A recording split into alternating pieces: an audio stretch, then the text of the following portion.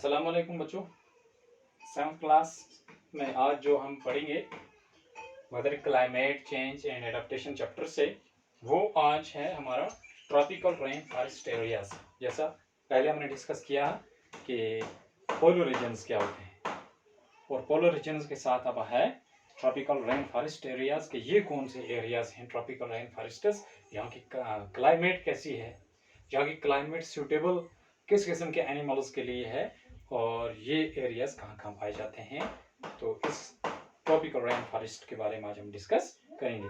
जैसा बच्चों मैंने आपको पहले बताया था, जब हमने ट्रॉपिकल रेन फॉरेस्ट डिस्कस किया था उस टाइम भी, जब हम क्लाइमेट एंड एडेप्टेशन पढ़ रहे थे, तो मैंने आपको बताया था कि ये वो एरियाज हैं जहाँ पे एक वाइड वेराइटी के एनिमल्स, बर्ड्स, इंसेक्ट्स, प्लांट्स ये पाए जाते हैं। वो इसलिए पाए जाते हैं कि इन एरियाज में रेन फॉरेस्ट्स होते हैं। यहाँ पे rain time to time rain होती है, रेनफॉल होता है।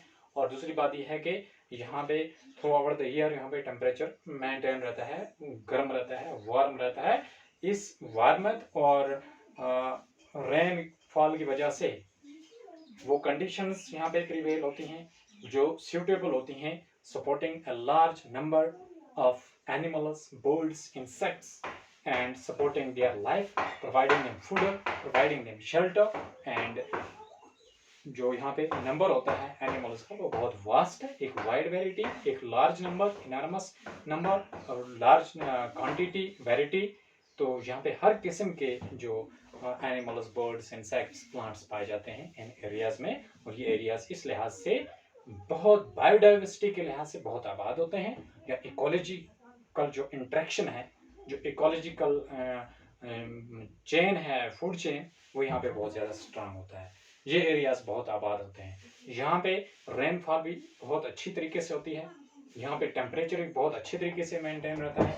और इन एरियाज के गर्म होने की वजह ये है, जैसा हमने पढ़ा था, मैंने आपको बताया था कि ज़मीन जो है, इसका जो सेंट्रल पार्ट है जो इक्वली इसको डिवाइड करते हैं, एक लाइन जिसको हम इक्वेटर कहते हैं, इक्वेटर से जो पोलर रीजन्स बहुत दूर होते हैं, पोल्स पे पाए जाने वाले एरियाज जो है वहाँ पे हीट रेज जो सन की होती हैं वो फॉल नहीं होती हैं डायरेक्टली।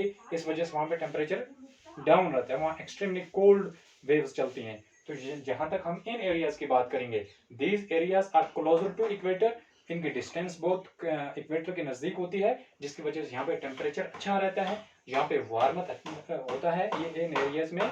और इस वजह से यहाँ पे जो रेनफॉल भी होता है वो भी टाइम टू टाइम होता है, और थ्रू आउट द ईयर यहाँ पे रेनफॉल रहता है। यहाँ पे डे एंड नाइट्स जो है ऑलमोस्ट ड्यूरिंग द ईयर वो इक्वली होते हैं लेंथ में। और इसके बाद हम देखते हैं यहाँ पे टेम्परेचर जो है वो 15 डिग्री से एबो तक, और ज़्यादा से ज़्यादा समर्स में अगर हम देखते हैं ये 40 डिग्री से एबो चला जाता है।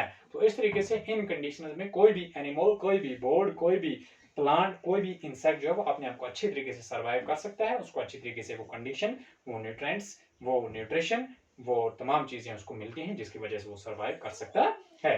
और साथ में उनको अपने हैबिटेट में उनको शेल्टर भी मिल जाता है। हालांकि यहाँ कंपटीशन बहुत ज़्यादा होता है, इस कंपटीशन की वजह से बहुत सारे एनिमल्स जो हैं दूसरे एरियाज में फिर माइग्रेशन करते हैं, लेकिन इन एरियाज में जहाँ में उनको ये चीज़ें अवेलेबल हों, जो कंडीशंस जिंदा रहने के लिए, लाइफ को सस्टेन करने के लिए, सर्वाइव करने के लिए उनको मिलनी चाहिए। तो इस तरीके से यहाँ पे कंपटीशन इन एरियाज में बहुत ज़्यादा रहता है for the food and shelter. तो जो ट्रॉपिकल रेन फॉरेस्ट एरियाज जो हैं, tropical regions have generally a hot climate. Generally यहाँ पे क्लाइमेट जो आवाज होती है वो गर्म होती है, बिकॉज क्योंकि of its location around the equator. जो ये एरियाज रहते हैं इनकी जो लोकेशन होती है वो बिल्कुल इक्वेटर के नज़दीक होती है। जैसे अगर हम देखेंगे, ये अगर अर्थ है, ये इसका इक्वेटर है, ये होगी इसके poles, north pole and south pole. तो यहाँ पे जो देखेंगे इक्वेटर के नज़दीक नज़दीक वाले एरियाज, फॉर एग्जांपल इस तरीके से इसके नज़दीक नज़दीक वाले एरियाज जो होते हैं ये, तो इनकी जो इक्वेटर के अराउंड जो एरियाज पाए जाते हैं, इन एरियाज में टेम्परेचर अच्छा रहता है और जो लाइफ को सपोर्ट करता है। तो यहाँ पे एक बड़ी क्वांटिटी में, वाइड वेराइटी में, और एक डाइवर्स नंबर में यहाँ पे एनिमल्स, बर्ड्स, इंसेक्ट्स, प्लांट्स पाए जाते हैं, जो इस एरिया के अंदर अपने आप को, अपने हैबिटेट में, अपने आप को नेचुरल कंडीशंस में अपने आप को एडॉप्ट करते हैं, एडजस्ट हो जाते हैं, और उनकी कंडीशंस में सर्वाइव करते हैं। वही कहता है because of its location around the equator. यहाँ पे जनरली हार्ड क्लाइमेट इस वजह से होती है क्योंकि इसकी इक्वेटर जो लोकेशन है वो इक्वेटर के अराउंड है, इक्वेटर के ही इर्द गिर्द है। Even in the coldest months, the temperature is generally higher than 15 degree Celsius. अगर यहाँ पे हम टेम्परेचर की बात करेंगे, अगर यहाँ पे कोल्डेस्ट मंथ्स होंगे, फॉर एग्जाम्पल हम विंटर्स की बात करेंगे, तो उस टाइम पे यहाँ पे टेम्परेचर जो है 15 डिग्री से ज्यादा ही रहता है। ड्यूरिंग हॉट समर्स टेम्परेचर में क्रॉस 40 डिग्री। यानी अगर हम फिर विंटर्स समर्स की बात करेंगे, गर्मा का मौसम, तो उस दौरान जो टेम्परेचर है ये 40 डिग्री क्रॉस करके आगे चला जाता है, 40 डिग्री से above. Days and nights are almost equal in length throughout the year.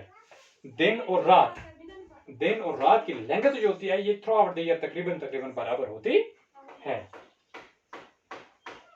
These regions get plenty of rainfall. In areas में बहुत अच्छी मिकदार में बारिश होती है।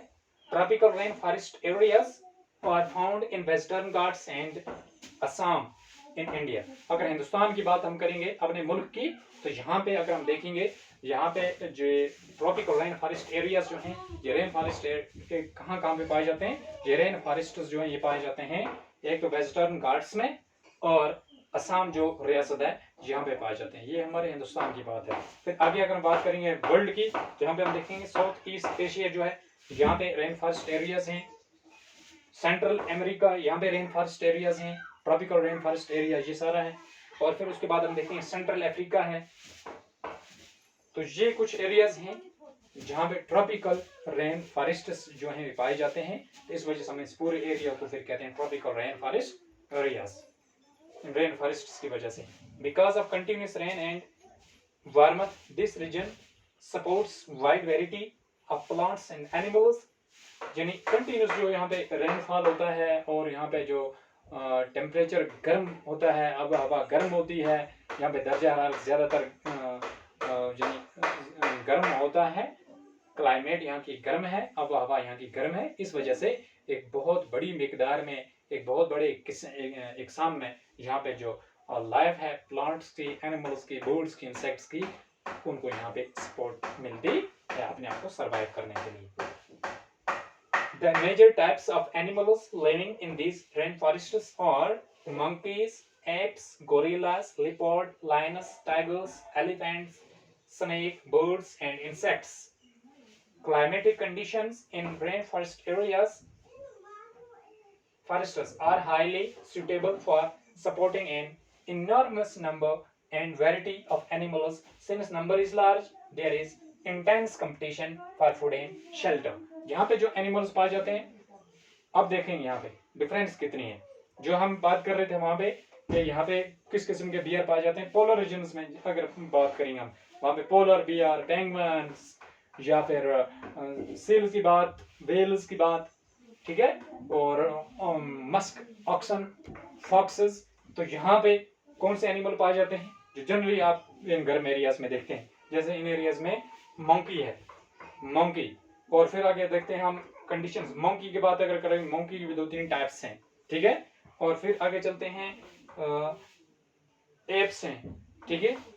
फिर गोरिल्ला है, ये भी गोरिल्ला भी मंकी की टाइप है। और फिर लेपर्ड की बात करेंगे, टाइगर्स, चीता, Lions, tigers, elephants, snake, birds, insects. और ये तमाम किस्म के जानवर जो हैं ये पाए जाते हैं इन रेन फॉरेस्ट एरियाज में। और ये यहाँ पे चूंकि नंबर बहुत ज्यादा होता है और कंडीशन सूटेबल होती हैं, यहाँ पे इनको अपनी लाइफ सस्टेन करने में, लाइफ को सपोर्ट करते हैं। तो इस वजह से यानी यहाँ पे चूंकि नंबर लार्ज होता है, इस वजह से यहाँ पे इंटेंस कंपटीशन होता है फॉर फूड एंड शेल्टर। यानी हर जो स्पीशी है, अगर हम देखेंगे यहाँ पे मंकी स्पीशी, तो मंकी का कंपटीशन होता है किसके साथ?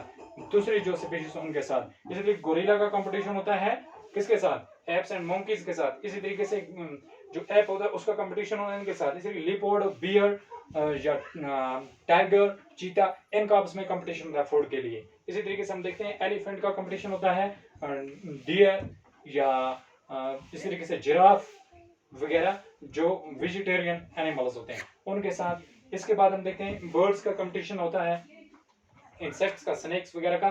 तो ये कुल मिला के हम कहेंगे कि एक डाइवर्स नंबर में यहाँ पे जो ट्रॉपिकल रेन फॉरेस्ट एरियाज होते हैं यहाँ पे बहुत बायोडाइवर्सिटी होती है। यहाँ पे प्लांट्स की, एनिमल्स की, बर्ड्स की, इंसेक्ट्स की, हर किस्म के जो लिविंग थिंग्स हैं इनका आपस में कंपटीशन होता है। क्योंकि इनॉर्मस वैरायटी होती है, इस पर यहाँ पे इंटेंस किस्म का कंपटीशन होता है इनका, किसके लिए? फूड के लिए, शेल्टर के लिए। फॉर एग्जांपल हम अगर यहाँ पे बात करेंगे बर्ड्स की, इंसेक्ट्स की, तो इनका जो होता है शेल्टर या फूड, उसके लिए इनका कंपटीशन रहता है। हम लायंस, टाइगर्स, बियर्स या चीता वगैरह की बात करेंगे तो कंपटीशन होता है शेल्टर के लिए भी, फूड के लिए भी। इसी तरीके से हम डियर की बात करेंगे, हम फॉर एग्जांपल एलिफेंट की बात करेंगे, जिराफ की बात करेंगे, जेब्रा की बात करेंगे जो अफ्रीका में पाए जाते हैं, तो इनका कंपटीशन होता है आपस में, किसके लिए? फूड के लिए भी, शेल्टर के लिए। कुल मिला के यहाँ पे एक वाइड वेराइटी का आपस में कंपटीशन भी होता है, फूड के लिए, शेल्टर के लिए। तो इस तरीके से हम कहते हैं जो ट्रॉपिकल रेन फॉरेस्ट एरियाज होते हैं ये एक वाइड वेराइटी और वाइड नंबर को सपोर्ट करते हैं, किसके लिए? To survive in these conditions. और ये इस वजह से कि यहाँ पे कोई भी एनिमल अपने आप को सर्वाइव कर सकता है, अपने आप को अडॉप्ट कर सकता है, एडजस्ट कर सकता है। बजाय इसके अगर हम देखेंगे पोलर रीजन्स, वहां पे सर्वाइव करने के लिए, वहां पे अपने आप को अडॉप्ट करने के लिए कुछ फीचर्स होने चाहिए एनिमल्स में, जबकि यहाँ पे जनरली कोई भी एनिमल अपने आप को सर्वाइव कर सकता